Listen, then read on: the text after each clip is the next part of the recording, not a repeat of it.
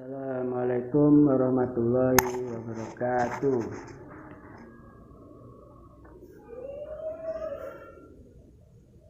Alhamdulillah anak-anak, pertemuan kali ini Ustaz akan melanjutkan materi tentang kerajinan tekstil. Nah, untuk pertemuan kali ini membahas proses produksi kerajinan tekstil. Yang pertama ada tahap pastry.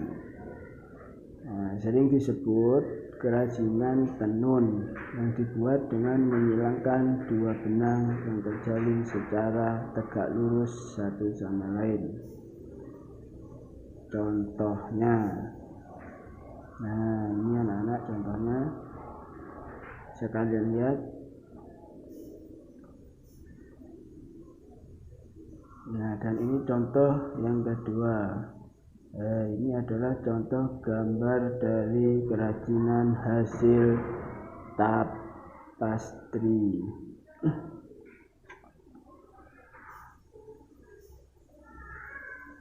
Ada dua macam kain tenun yang dihasilkan di Indonesia ya anak-anak, yaitu tenun ikat,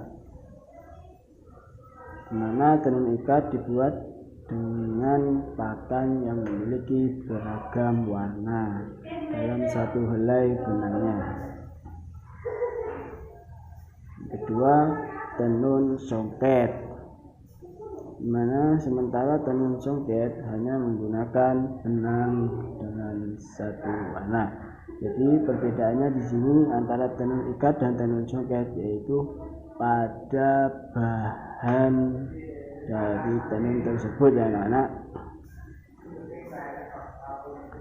Nah, contoh dari tenun ikat dan tenun songket. Nah, ini anak-anak tenun, bisa kalian lihat contoh-contoh dari tenun songket.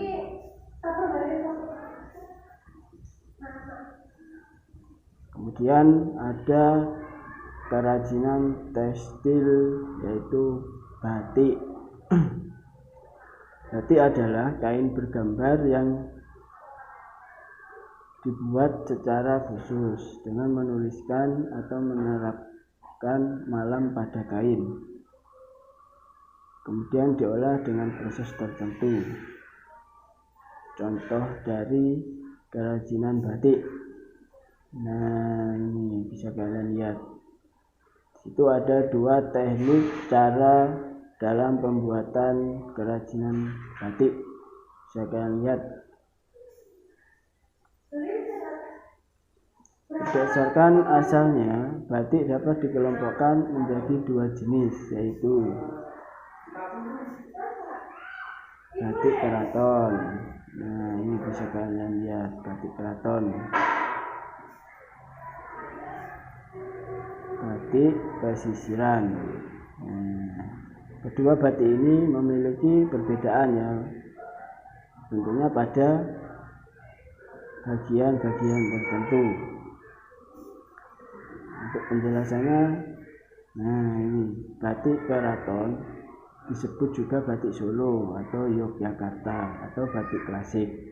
Batik keraton memiliki corak yang bersifat simbolis ya, jadi batik keraton itu bersifat simbolis baik pada penataan di atas kain maupun pewarnanya. Berikutnya batik pesisiran.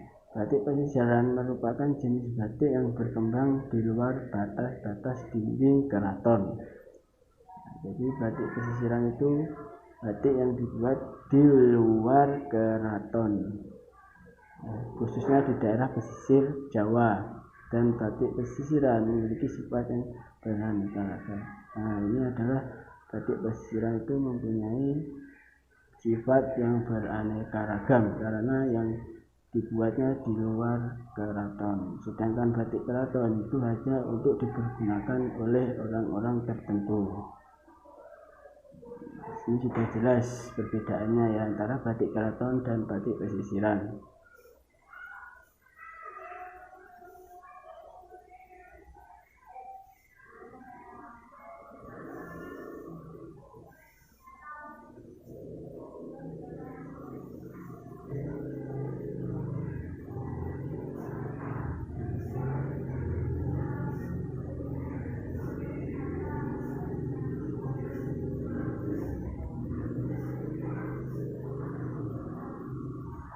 Nah, di sini contoh dari tenun ikat dan tenun songket. Nah, ini bisa kalian lihat contoh dari tenun ikat dan tenun songket.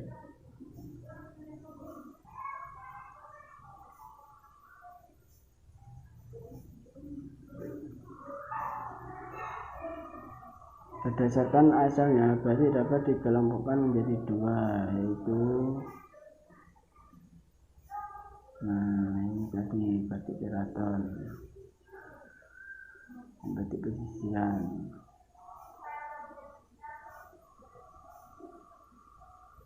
Nah, ini penjelasannya anak-anak.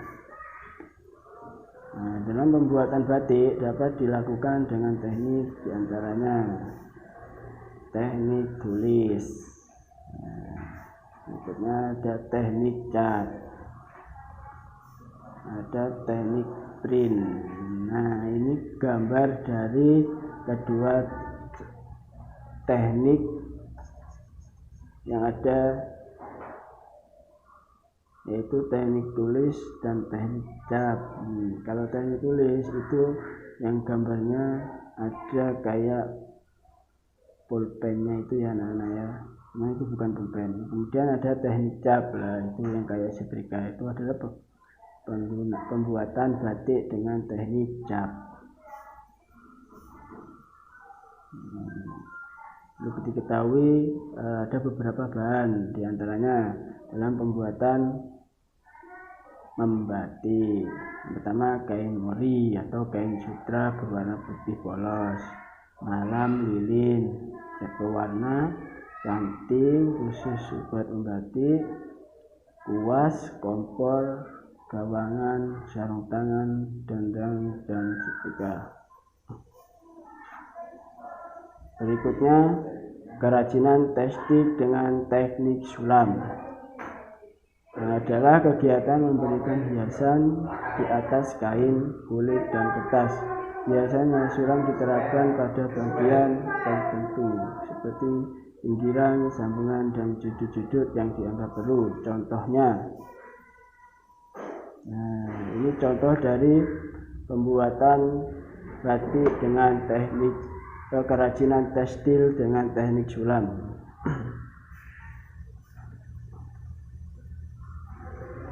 Berdasarkan bahan utama yang digunakan, sulam dibedakan menjadi 3 macam sebagai berikut.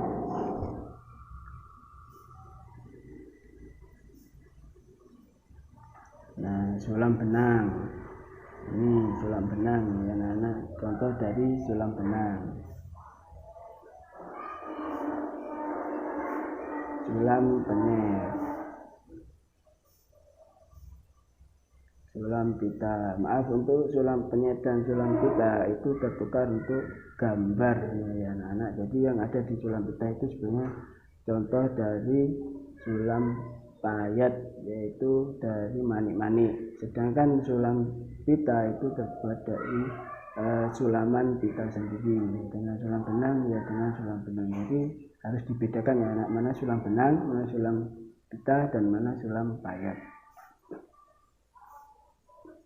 Mungkin dari sini sudah kalian pahami dari gambar-gambar yang Ustadz berikan. Semoga bermanfaat. Assalamualaikum warahmatullahi wabarakatuh.